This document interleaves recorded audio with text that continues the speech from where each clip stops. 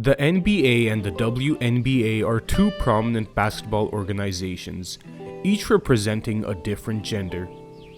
With the ever-advancing technology at the tip of our hands and the ever-evolving role of women in modern society, it would be easy to think that the WNBA would be a sports giant competing with its NBA counterpart. But with the vast difference in paychecks, it's clear to see that something's off. Hi, I'm Zach, and today we will be discussing the financial and demographic gap between the NBA and the WNBA. The National Basketball Association, also known as the NBA, and the Women's National Basketball Association, known as the WNBA, are two professional basketball leagues. The main difference being that the NBA is comprised of only men, while the WNBA is only comprised of women.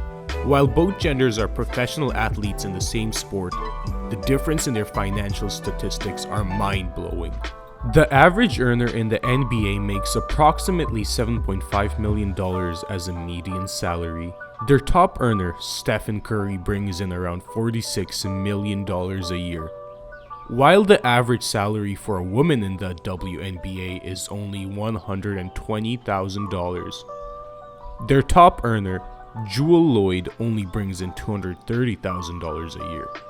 The difference between the two genders are astounding. The average NBA player earns 60 times more than the average WNBA player. But is this really the cause of gender inequality, or is there more to it? Let's dive in. Viewership. When it comes to viewership, the NBA dwarfs the WNBA statistically.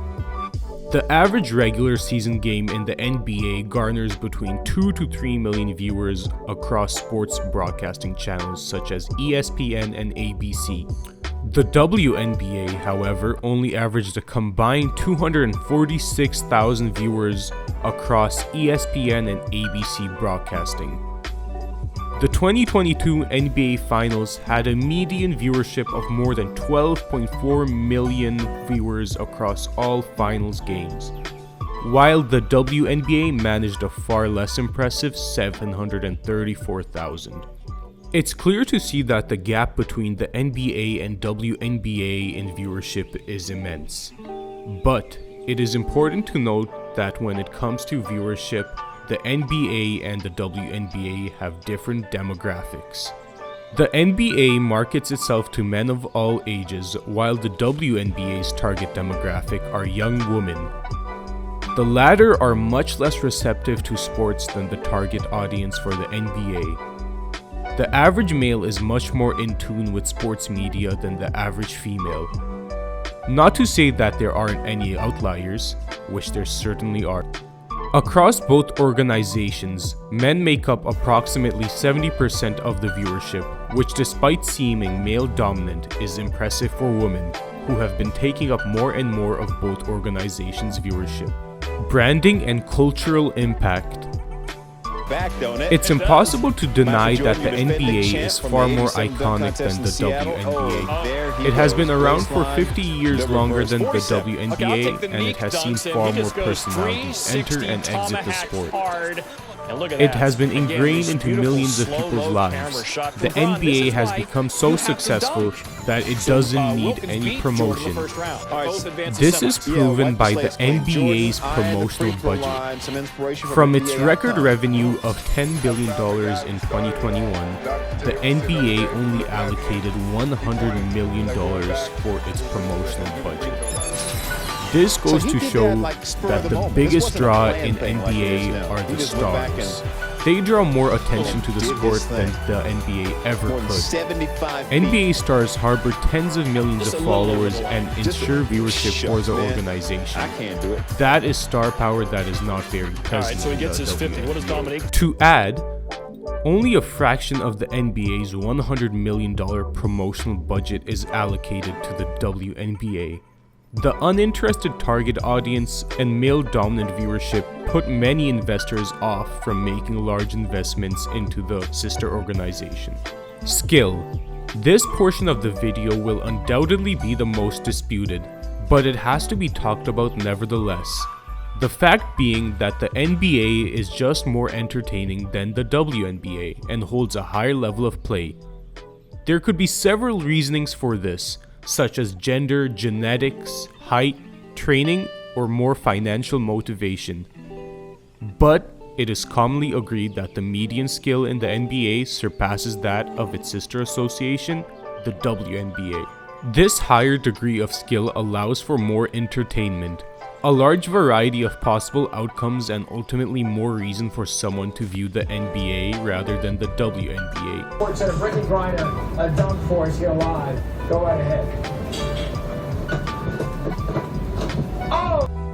These facts can be fully reflected in both of the association's financial revenue. In 2021, the NBA reported a record high of $10 billion in revenue, while the WNBA drew a far less impressive $60 million in 2021. The reason why there is such a vast difference can be one or many of the several points we've talked about throughout this video. So, time for the conclusion. Let's ask that question one more time. Why is there such inequality in financial revenue for WNBA players than their NBA counterparts? Is it because of the inequality? I don't think so. I think it's obvious that males are the major consumers of sports media and prefer to watch males play rather than females. The WNBA's target audience is hard to reach and is largely uninterested. The difference in annual income between both genders can be clearly seen and justified through the viewership, the income, the receptiveness of their audience, and the upper hand the NBA undeniably holds in that level of play. But, far from what it seems, the WNBA seems to be more successful than ever. They have gained over 40% viewership since 2019 and have been growing fiscally each passing year. Maybe we'll see the NBA and the WNBA competing sooner than we think. Thanks for watching. I hope you guys enjoyed the video. Let me know what you guys want to see next, what you thought about this video, and what you thought was right and what you thought was inaccurate. I'm happy to take all criticism and hopefully some praise as well. And with that being said, thanks for watching the video. Make sure to subscribe and peace.